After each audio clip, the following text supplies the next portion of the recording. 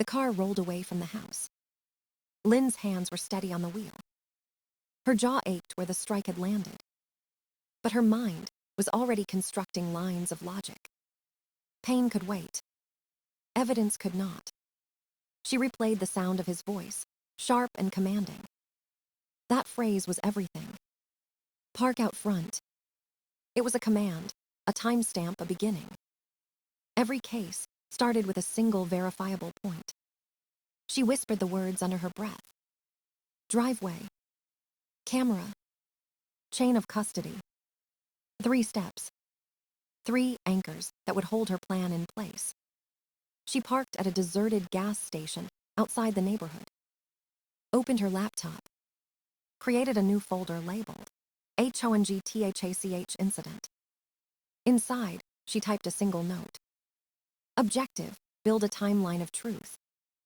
Her reflection in the screen looked like a stranger. Calm. Focused. Unbroken. At Novometric, she was known for her precision. Compliance was her religion. Rules were her refuge from chaos. And now, those same rules would be her revenge. She opened the company's merger documents. Ascent Capital's logo glowed on the header. A deal worth billions.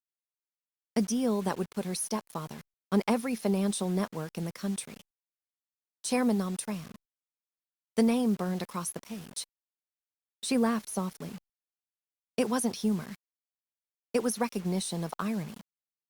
He used to say no one could touch him. Now, she would prove him wrong with his own signature. Her job gave her access to the bones of the company. Calendars. Transaction logs. Audit trails. The world called them boring. She called them weapons.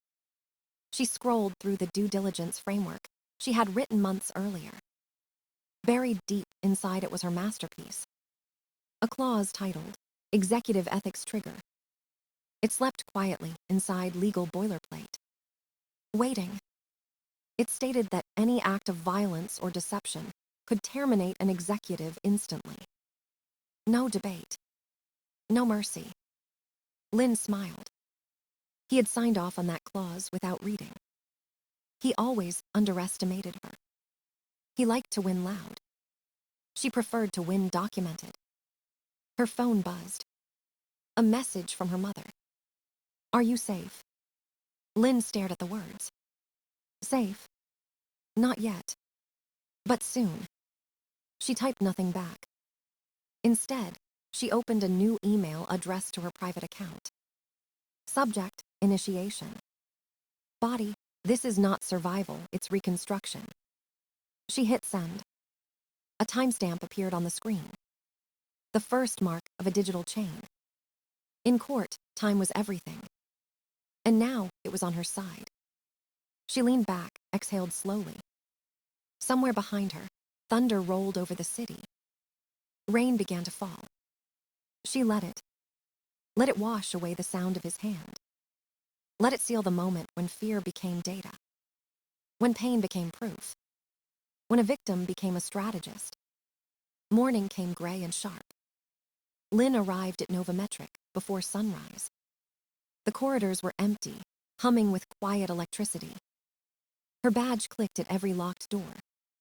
She liked the sound. It reminded her of access, of control. Her office smelled of cold coffee and dated dust. She opened her laptop and pulled up the compliance dashboard. On the screen, the Ascent Capital merger timeline glowed blue. 7 days until signature. 7 days until he stood at the top of the world. Unless she removed the ground beneath him first. The clause she had written, the ethics trigger, waited inside the documents. It looked harmless. A few lines hidden under Section 8, subsection B. She read it again like a prayer. Any executive found guilty of willful misconduct shall be removed pending review. It was her silent bullet. Her protection. And now her revenge. She poured black coffee into a chipped mug. The caffeine tasted like strategy. Her assistant, Min, appeared at the door, nervous and curious. They're calling a pre-board session, he said. Lin nodded without looking up. He hesitated, then added softly, "Mr. Tran will be there." "I know," she said. Min waited for a reaction, found none, and left. Lin gathered her notes, printed the compliance draft, and walked to the meeting room. Inside, the air was thick with ambition. Mr. Fong, the CFO, hunched over his tablet, eyes tired. Two directors whispered about stock projections. And then Nam Tran entered. He filled the doorway like an old storm. The same posture, the same arrogance, perfectly fitted into an expensive suit. "Morning, everyone," he said, voice smooth as oil. No one noticed Lin's stillness. He glanced her way, a flicker of recognition, then dismissal. As if she were furniture. It was familiar. Comfortable almost. Until today. She placed the ethics trigger report on the table. "This clause," she said, "protects us from reputational collapse." Nam frowned. "That's unnecessary. Personal lives are irrelevant to corporate governance." Lin met his gaze. "They are when they threaten valuation." The room went quiet. Her voice was calm, clinical. No emotion. Just law. She saw a spark of anger in his eyes, the same spark she had seen before the slap. He masked it quickly, turning to charm the board. "She's thorough," he said, laughing thinly. "Overly cautious, but that's what we pay her for." Polite chuckles followed. Lin didn't smile. She marked every face, every witness, every silence. When the meeting ended, Fong pulled her aside. "You're pushing too far," he whispered. "Ascent wants this deal clean. Don't make waves." Lin replied softly, "Clean is exactly what I'm making it." He sighed, the sound of a man too small for his own suit. Back in her office, she locked the door. Opened a new document titled, Internal THRATS. Under it, she typed one line. "Arrogance is predictable. Predictable means traceable." She saved the file. The digital clock read 11:07 a.m. Each minute from now, On would move like a weapon. She had turned the boardroom into a chessboard. And every piece already knew where it would fall. The neighborhood was bright and cruelly calm. Lin parked 2 streets away from her mother's house. She walked with quiet precision, counting steps, breathing evenly. Every motion was deliberate.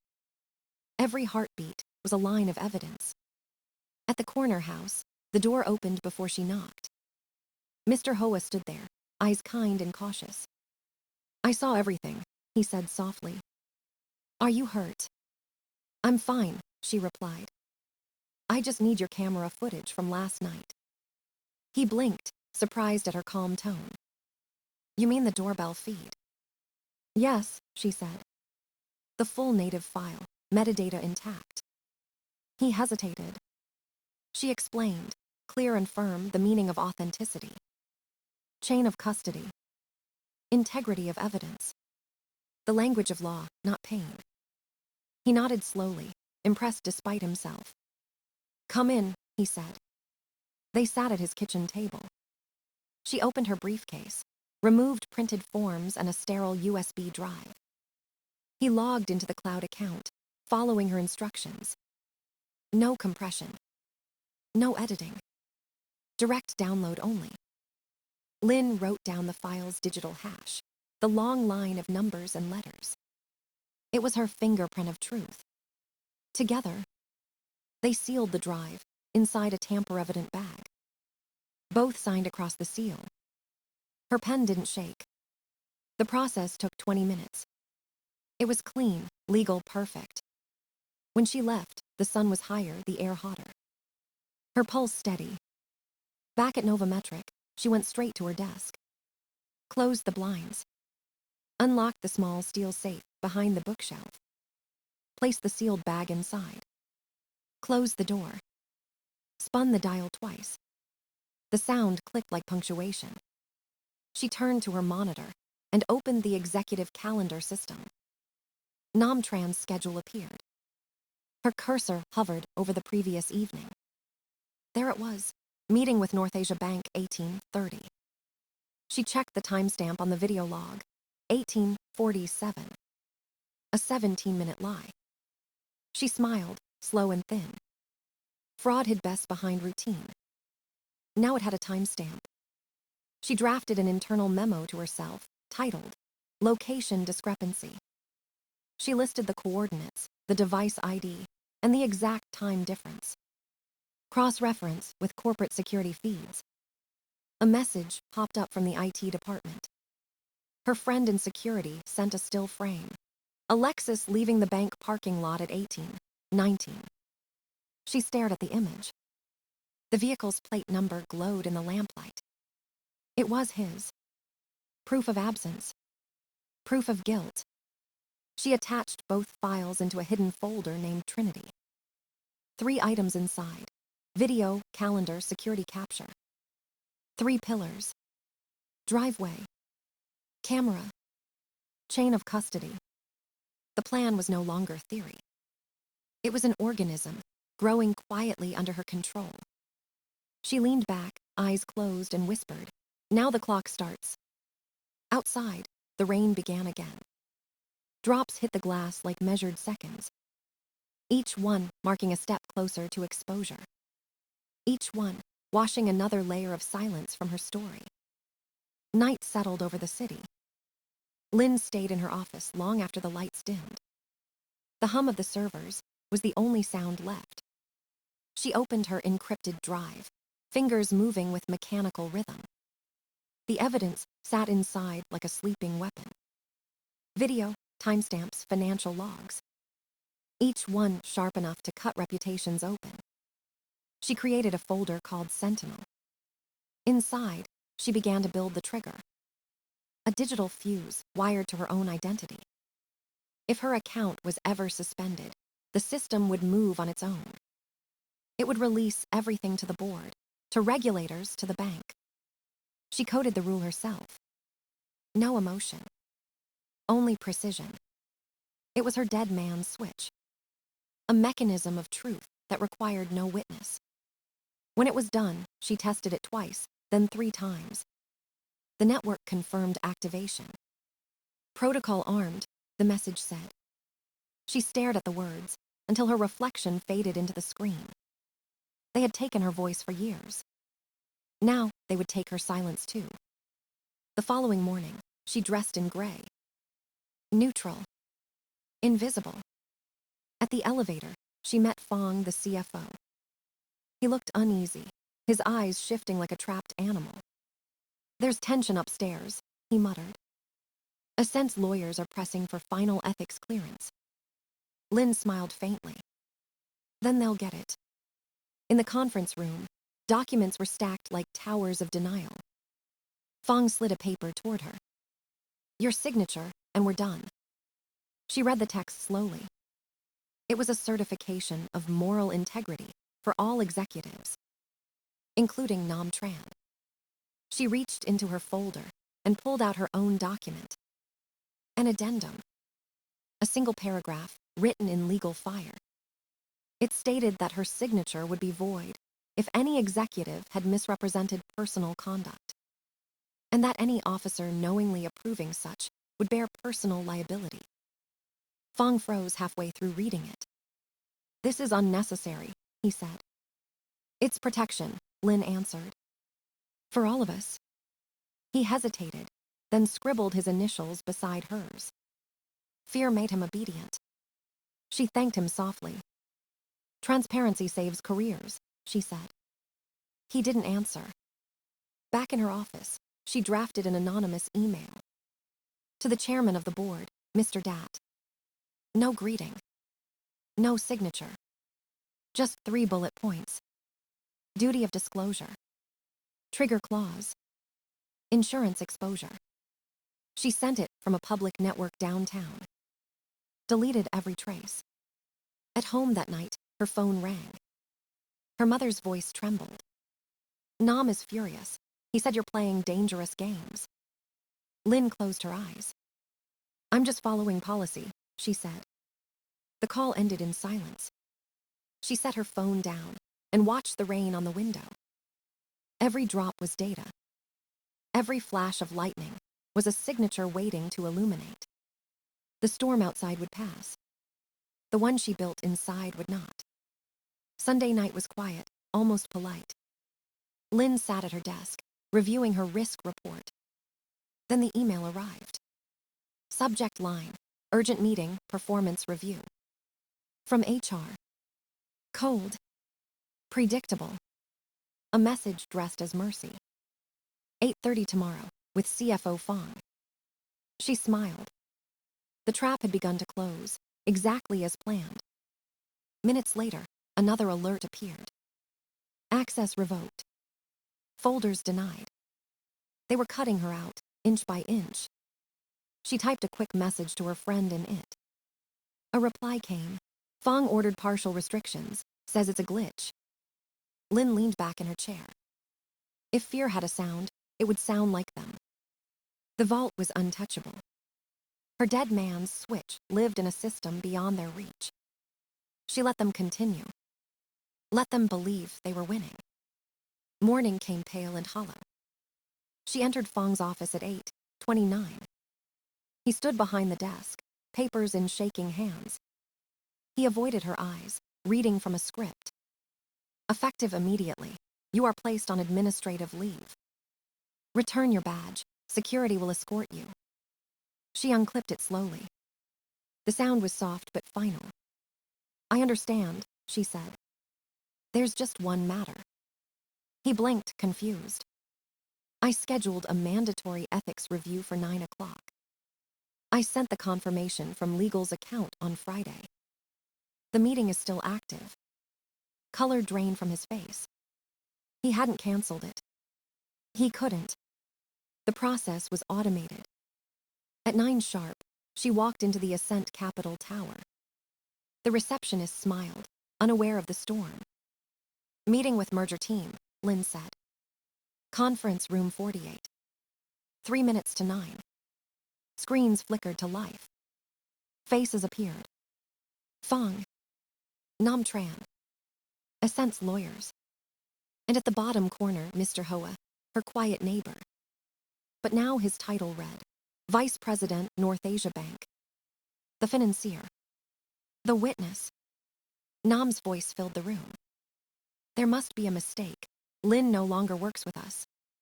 She looked straight at the camera. No mistake, she said.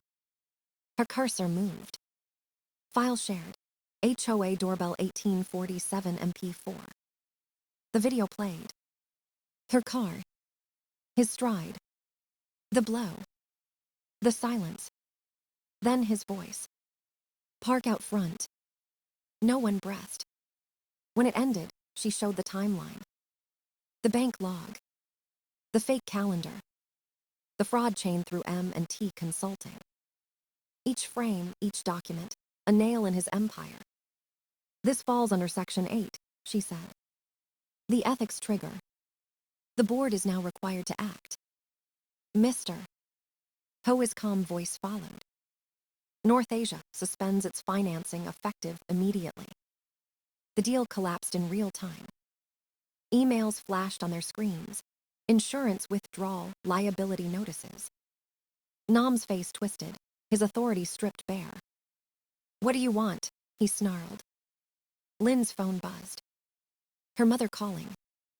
She silenced it. What I want, she said, is truth recorded and verified. And for the first time, the room of men fell completely, irreversibly silent. The aftermath came fast and hollow. HR called before noon. Their voices were too smooth, too rehearsed. Ava, let's resolve this quietly, they said. An amicable separation. They slid a thick folder across the table. Inside lay an NDA, neat and suffocating. A trade, silence for salary. She read every clause with surgical patience. Section 7 held the poison. A waiver of all rights to report misconduct. She lifted her pen and wrote one line beneath it. Nothing herein limits my right to communicate with federal regulators. The HR woman froze mid-smile. I'm not authorized to approve edits, she stammered. Then get someone who is, Lynn said. 10 minutes later, an in-house lawyer arrived. No smile. No empathy. "We can't accept that language," he said. "Then we have no deal." Lynn folded the document twice. Set it gently on the table. "I'll file through the proper channels." She walked out into the hallway, free air against her face. By afternoon, she sat in her lawyer's office downtown. Together they filed 2 complaints. One with the SEC. One with the Department of Labor. Whistleblower retaliation.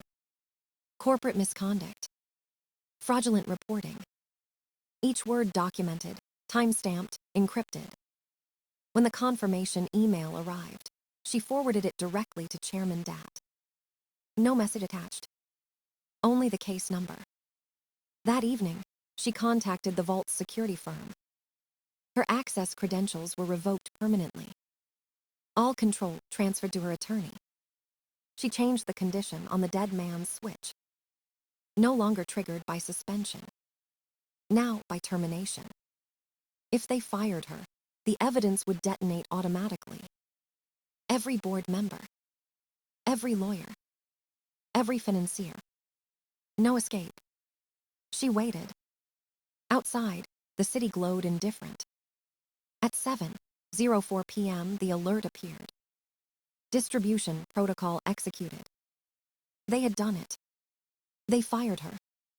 The boardroom must have filled with chimes as the files hit their inboxes. The video. The bank logs. The fraud chain. The signatures. Every secret delivered by their own command.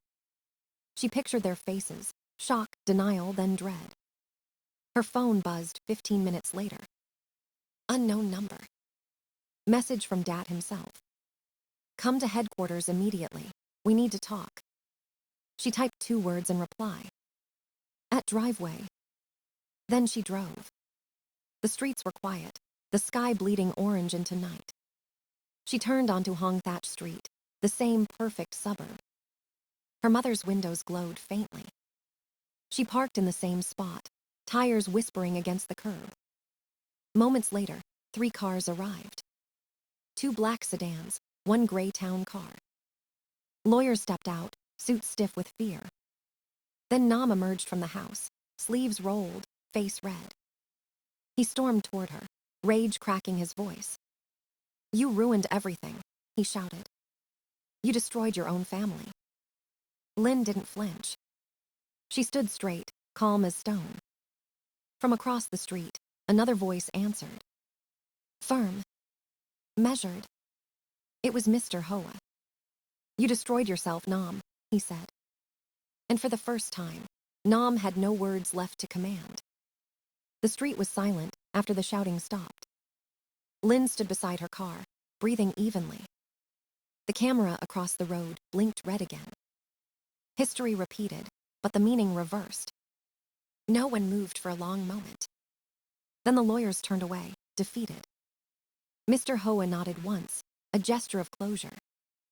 Nam stood alone on the curb, stripped of command. The house behind him no longer looked powerful. It looked small, like the truth he tried to hide. Lynn opened her car door, the sound crisp in the humid air. Her mother appeared at the window, uncertain, trembling. Lynn raised a hand, not in farewell but in peace. The headlights washed over the street as she pulled away. No sirens. No applause.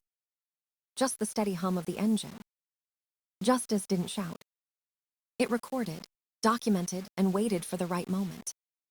At the corner, she glanced in the mirror one last time. The red light of the camera glowed steady, unblinking. Proof survived longer than pain. And for the first time in years, silence finally felt like freedom.